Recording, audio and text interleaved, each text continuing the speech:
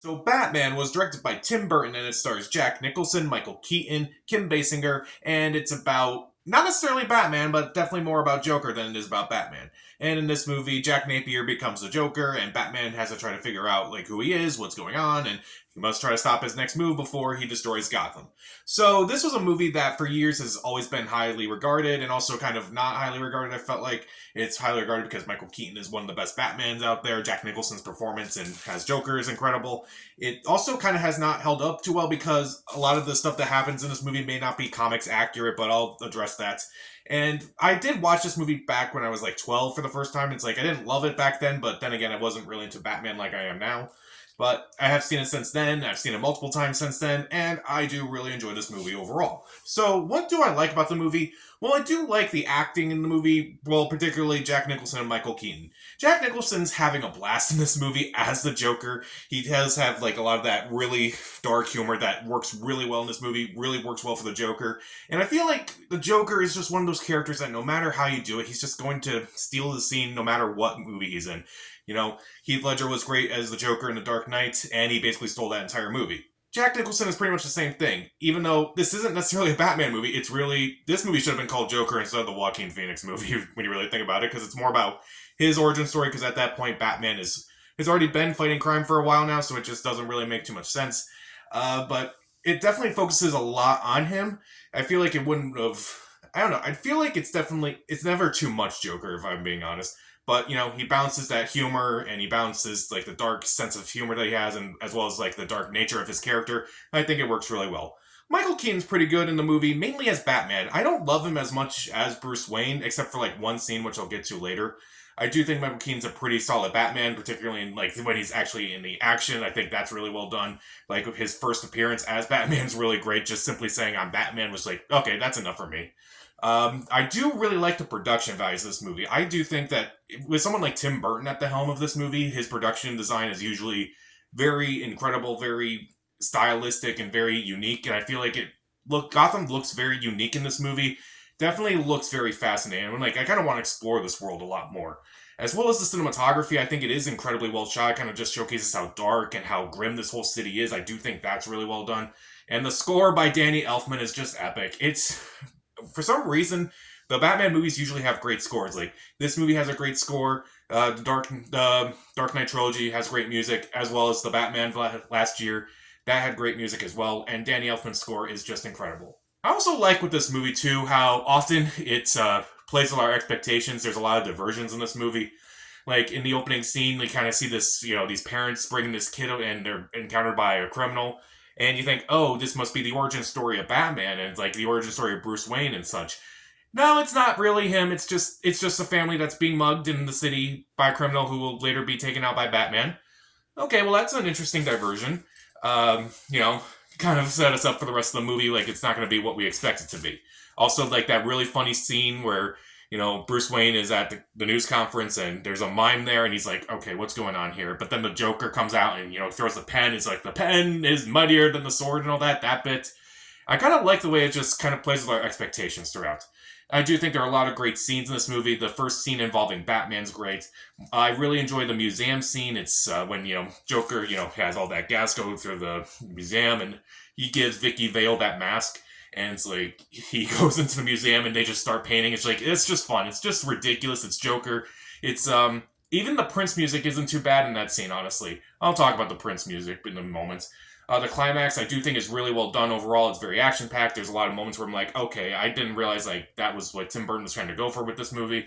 I do like the Joker transformation scene, as well as the scene where he shoots his boss, played by Jack Palance. That is a really well done scene, and it's definitely builds up to like what this guy's going to look like. I think it is really well done.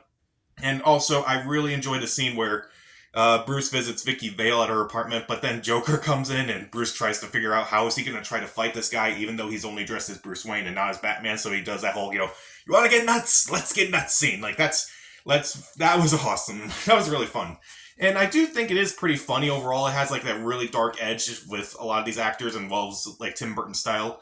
I do think it is funny overall, and maybe one of the funnier Batman movies, I'm being honest. I do enjoy this movie quite a bit. I do like some of the little small details, like looking back, like after that news anchor, after she passes out and has that big smile on her face after her death.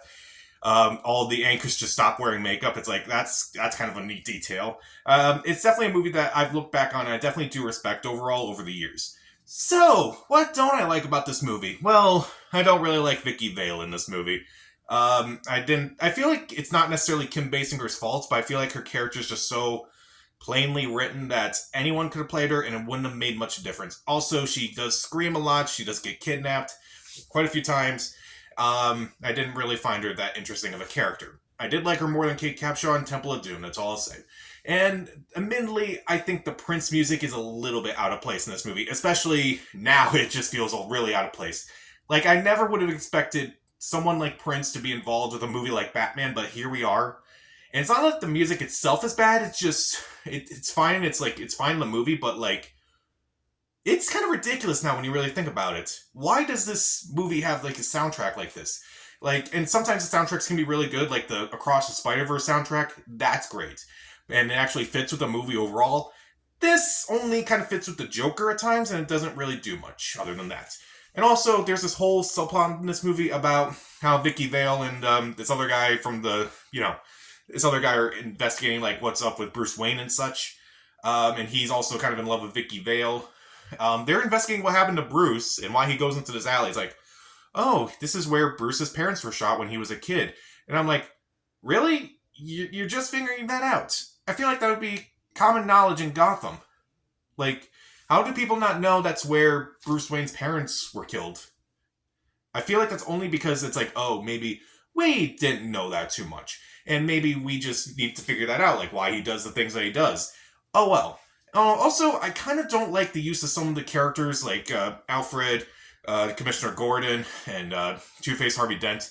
At least, especially with Commissioner Gordon, like in the climax, he's like he tries to get into the building, tries to get into the tower and such. He's like, well, can't do it. And then just walks away, and then at the end, he's there to unveil the new bat signal and such, along with Harvey Dent. And I gotta feel bad that Billy D. Williams never got a chance to play him, at least in a live action role, because he did it in the Lego Batman movie. But it's like, why cast Billy D. Williams if you're not going to have him do anything, if you're not going to try to imply anything?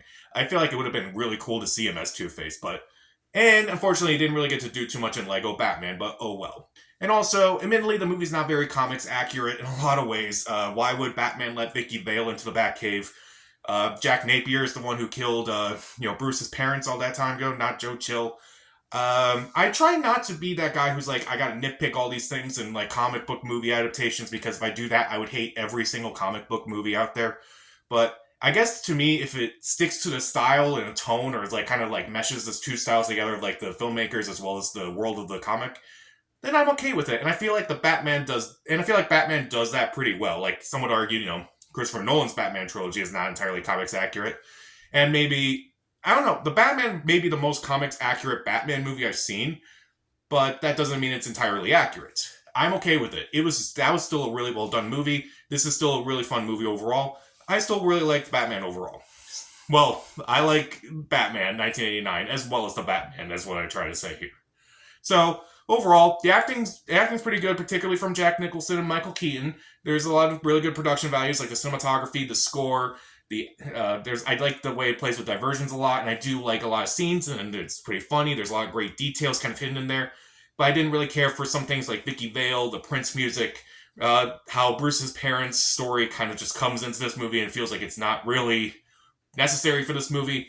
And I kind of wish some characters were used better. But overall, I still like this movie. I still like going back to it every few years. I'll give Batman 3 out of 4 stars. See it. So, who's your favorite version of Batman? Comment down below. Subscribe to the channel. This is Pat. You ever dance with the devil in the pale moonlight?